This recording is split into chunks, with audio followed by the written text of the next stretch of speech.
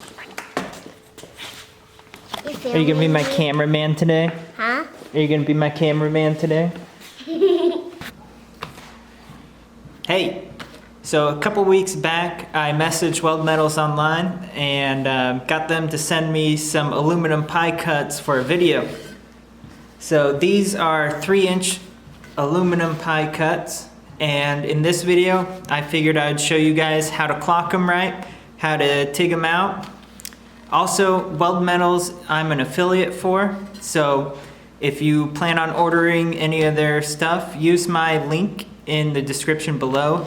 It'll save you, I think, 10%, and it gives me a little bit of a kickback, so it's kind of a win-win. Oh, also, HTP just made me an affiliate, so if you're planning on getting a good TIG welder, check them out and use my link below. I really appreciate it. All right, let's get back to it. You see these? Mm-hmm. Can you see them in the camera? Yeah. These are called pie cuts. See how they kind of look like a piece of pie? Yeah. Yeah. So, if you want to bend in like a pipe, you're just going to stack a bunch of these bad boys together to get a bend for like intercooler piping and stuff. Isn't that cool? Mm-hmm. All right. So the first thing we're gonna do is sand and deburr these little pie cuts.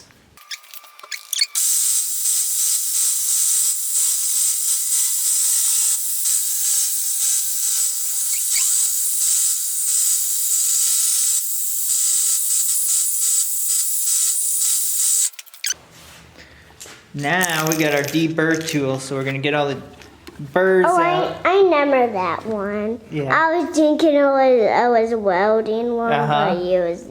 but you said, and I don't think I was still weld, but it wasn't. All right, film this, okay? Can you see this right here? Mm-hmm. You do? Mm-hmm. I see Okay. both.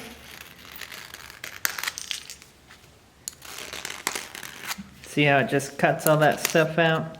Mm-hmm. Isn't that cool? Yeah, I know. Are you filming it or picking your nose? I'm just itching this. Just itching, huh?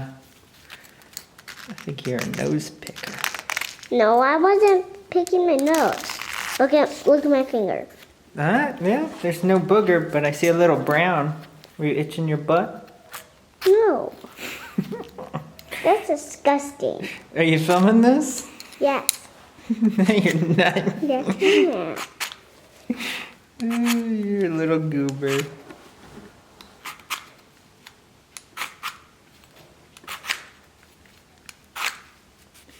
Sweet deal. All right, so a really good tip for doing pie cuts, if you don't have it marked on where the exact center line is, what you can do is have something to hold it down. Like this is just a third hand, and then you need something that's a 90. You can also just use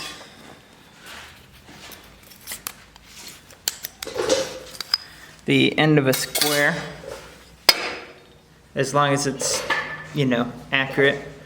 But anyways, then you're just gonna use the flat edge of this, and you're gonna lay your pie cut flat on the ground, and you're just gonna rotate it and keep the bottom edge pushed up against this piece. See if you can see that. So this pie cut is completely flat against this.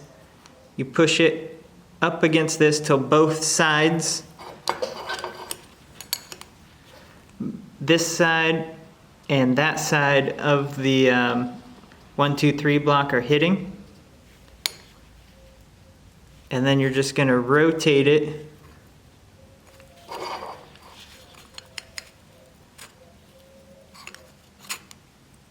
while pushing down, making sure it's flat until it hits that.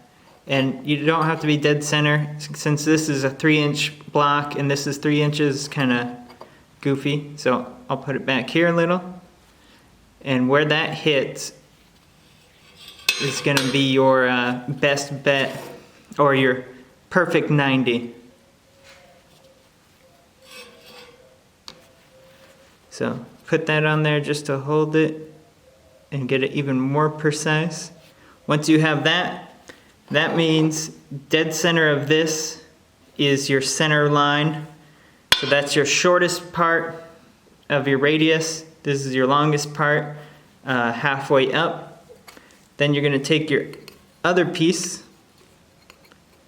and you're going to do the same thing but on the pipe this time. So flat against this, push it up against your pie cut and just rotate it until bottom and top smack each other. Once they do, that's your 90. Then you just push and make sure it's flush here, flush there. And you can see that's perfectly 90 there too. So now you just continue on. At this point, you would hold it like this, get a tack up here. Then I usually do a tack over here on the back and then one on the front here. Once you have it tacked there, you continue with the next piece, but don't put one on the bottom because that's gonna mess up getting this perfectly 90'd. Keep forgetting that I have these nice gloves. Need to wear them. It's getting a little too hot.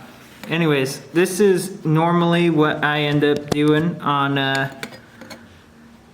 tacks on pipe when I'm trying to get them, because I don't have enough hands to hold it all and tack it.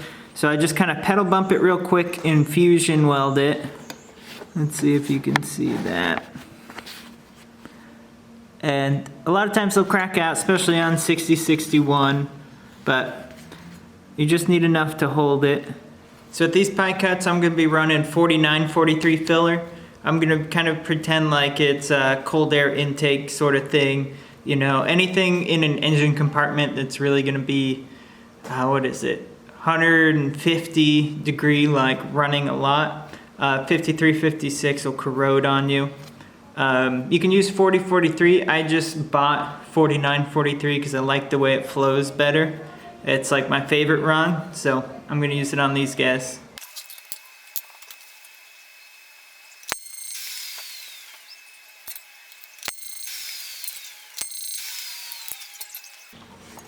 So here's a couple tips for welding pie cuts. I did this on stainless pie cuts for I think 8 or 9 years, but on aluminum especially, it heats up super fast, so you're gonna have problems if you're just welding the edges here. So if you're welding these beginning parts, this heats up super fast and it'll burn out on you, especially if you're new on it. Most intake stuff is like 065 or 063 something. It's real thin, so it's like 16 gauge material. So to get around that, there's a couple things you can do. Even if the end of your pipe, say, is going to be something like this, what you can do is actually tack it to the end of a piece like this and a piece over here. It's hot, you better be careful. So if you have one piece on each side, that's going to act as a heat sink on it. So when you're welding this one out, it's not going to really heat up on you too much. It's going to be consistent because it's sucking that heat out. And then when you're done, you can just cut off those tacks and grind them away, say if you wanted something like this. Another thing that we did when we did all the stainless ones is we had a pipe bender machine, but it also had a flaring tool. And we would make a piece of pipe to where it would fit perfectly in here, real snug. And then we'd set that snug on a positioner, and our piece that we built was angled at whatever angle this is, so that when you weld this, it stays centered and it's perfectly flat with what you're welding, so you can just hold the torch right on a rest and it'll spin for you. Anyways, that acts as a heat sink and it'll hold it exactly where you want it on a positioner.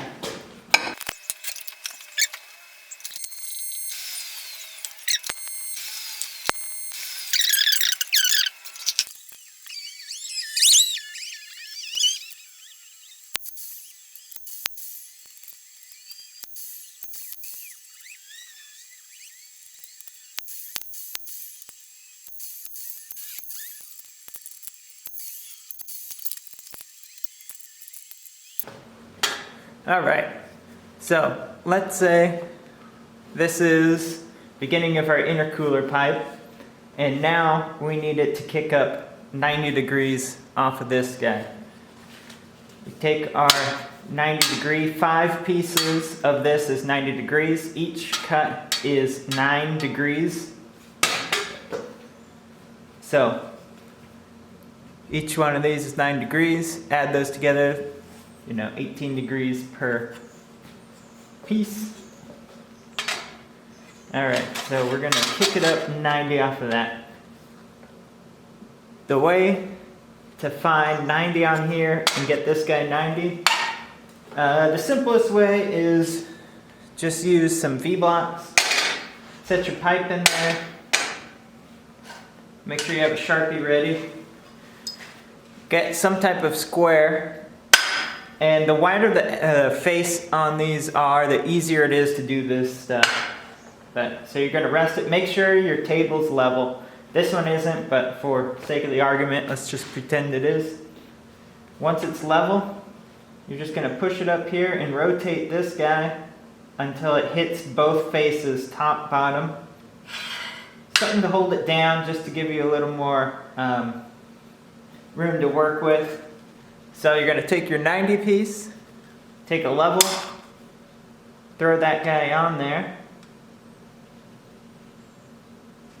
You're going to put it up on your other pie cut. Then you're going to rotate it until it's nice and level. You want to have even gap all the way around. So basically nice and straight. Rotate it. Once you get it perfectly level, hold it there, real gentle. Double check. Not moved a little. And then you're going to mark a couple spots straight across with the Sharpie. That way you get it clocked exactly the same when you go to tack it together.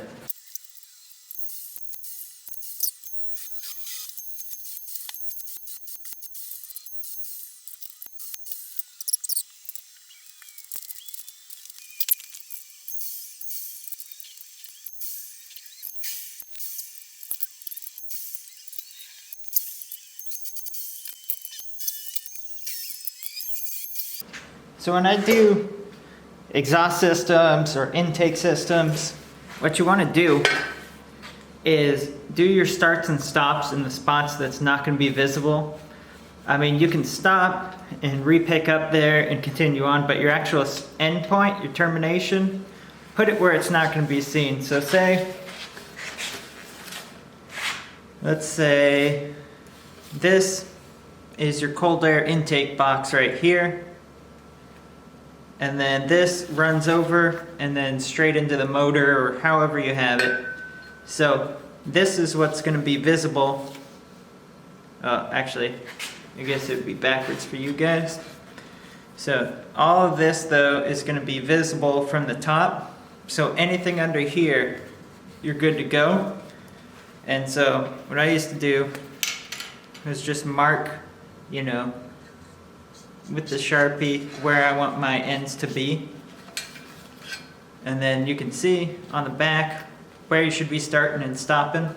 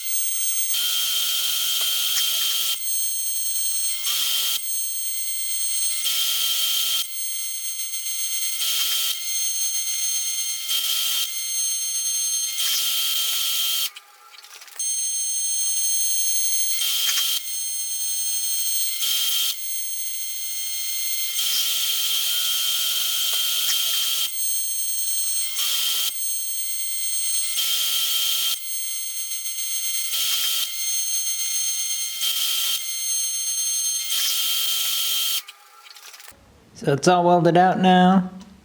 You can see all the starts and stops are here on what would be the bottom, not showing.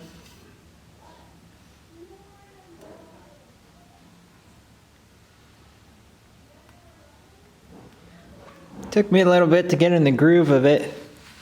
I haven't ran 4943 on pipe in a long time, and most of it's thicker stuff. Alright guys, that about wraps up the video for welding pie cuts on intercooler tubing. Hopefully you picked up some tips. If you did, be sure to give me a thumbs up and subscribe if you're not, and hit that bell, that way you get notified every time I upload one of these videos. I actually think I got the next video all filmed, so as long as I can edit it all, should be up next week. Okay, you guys have a good one.